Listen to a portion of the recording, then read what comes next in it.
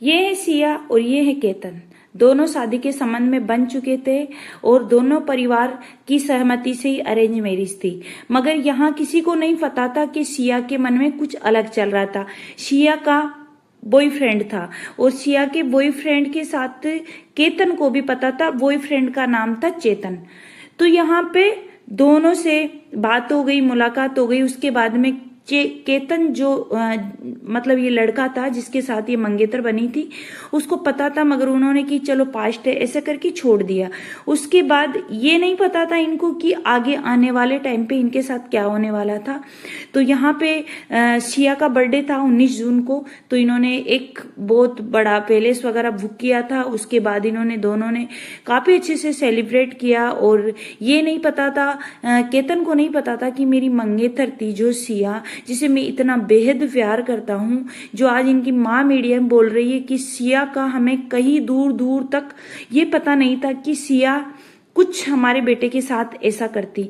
तो सिया और केतन दोनों एक दूसरे के साथ शादी के बंधन में बंधने वाले थे कुछ दिनों में। और इन्होंने, इनके बड़े व्यापारी थे, कारोबारी थे, तो इन्होंने 17 करोड़ का पैलेस बुक किया था अपनी बेटी की शादी के लिए, अपनी बेटी की शादी के लिए। और ये 19 जून को इनका बर्थडे था सिया का। तो चलो केतन ने सोचा कि प्लान बनाते हैं और चलते हैं। तो इन्होंने घूमने का प्लान बनाया और वो सिया ने बनाया। और एक पुणे में जो फोर्ट है वहां पे, लोहागढ़ फोर्ट, वहां पे ये ले जाते हैं। और सिया बराबर अपने बॉयफ्रेंड से बात कर रही थी, जो बॉयफ्रेंड था चेतन चौधरी। तो उनसे बात कर रही थी और कि हम लोग यहाँ घूमने गए। तो वहां पे लोहागढ़ फोर्ट पे जब घूमने चले जाते हैं तो वहां से यही सिया जो तस्वीरें लेती है, किसकी, केतन की, ये वही की तस्वीर है जहां पे केतन को नहीं पता था कि मेरे साथ होने वाला क्या है। उसके बाद इन्होंने अपना बर्थडे भी अच्छे से सेलिब्रेट किया था। तो केतन को दूर दूर तक पता नहीं था कि सिया मेरे साथ ऐसा करने वाली है। तो इन्होंने बराबर अपने बॉयफ्रेंड से बात करते हुए बोला कि चलो हम चलते हैं और आप पीछे से आना, मतलब कहीं दूर तक ये पता नहीं चलेगा इनके प्लान का। तो वहां पे एक हुडी पहन के इनका बॉयफ्रेंड जो चेतन था वो वहां आ जाता है और बोलती है सिया कि आप यहाँ पे इस कॉर्नर पे फोटो खिंचाओ, जहां से वो फोर्ट इतना गहरी खाई थी, वहां से 400 मीटर की गहरी खाई थी मतलब। तो वहां से जैसे ही केतन ने फोटो की सेल्फी ली, इधर से उसका बॉयफ्रेंड इनका पीछा कर रहा था, जहां जहां ये घूम रहे थे वहां वहां वो घूम रहा था। जैसे ही पीछा कर रहा था तो मतलब उस केतन के इन्होंने इस तरीके से धक्का मारा तो ना वो संभल सका, ना वो किसी चीज को पकड़ सका, सिर्फ वो खाई में जाके गिरा है। और उसके बाद सिया चिल्लाने लगी कि बचाओ बचाओ। मगर वहां पे 3 घंटे की रेस्क्यू के बाद में केतन की जो डेड बॉडी है वो मिली है, वो भी मृत अवस्था में। और ये सिया ने ही अपने बॉयफ्रेंड से मरवा दिया। 3 दिन के बाद में घर वालों से भी सिया फोन करके कहती है कि ऐसा ऐसा हो गया, गिर गए, मतलब सेल्फी लेते हुए। तो घर वालों ने भी माना, चलो ऑन द स्पॉट एक एक्सीडेंट था, सब कुछ माना। मगर जब अपने घर वालों के साथ में सिया केतन के घर जाती है और वहां पे उसकी बहन और उसकी माँ ने जब उनसे पूछताछ करते हैं कि कैसे क्या हुआ था, किस तरीके से ये हुआ था, तो जैसे ही उनकी बातों से वो शक के दायरे में आती है और उनको शक होता है कि इनकी बातें अलग अलग जगह अलग अलग तरीके से जा रही है, मतलब अलग अलग बोल रही थी। तो फिर उसकी माँ ने शक किया कि उसकी बहन ने भी केतन की कि मेरे बेटे के साथ में ऐसा नहीं हो सकता, कहीं ना कहीं लापरवाही है या फिर सिया ने ऐसा कुछ करवाया है। तो फिर इन्होंने वहां पे पुलिस रेस्क्यू के बाद में जब वो फोटोग्राफ देखा तो जो केतन था जो इनके पीछे घूम रहा था, शायद ये तजुर्बा है कि जो केतन था उस चेतन को, जो इसका बॉयफ्रेंड था, कहीं ना कहीं उसकी सेल्फी वगैरह या फिर जानता था, इसीलिए वो उड़ी पहन के आया था। उड़ी, इतनी गर्मी में एक उड़ी पहन के कौन आएगा, उड़ी पहन के केप लगा के और अपने चेहरे को ढक रखा था मतलब। तो वहां पे उस देखा तो वो उड़ी पहन के आया था, तो उसको रेस्क्यू किया, कैमरे को वगैरह को चेक किए तो वो केतन का, जो सिया का बॉयफ्रेंड था, जो केतन की मतलब मर्डर किया था, वो सिया और केतन दोनों, चेतन सॉरी, दोनों मिलके मर्डर किए थे।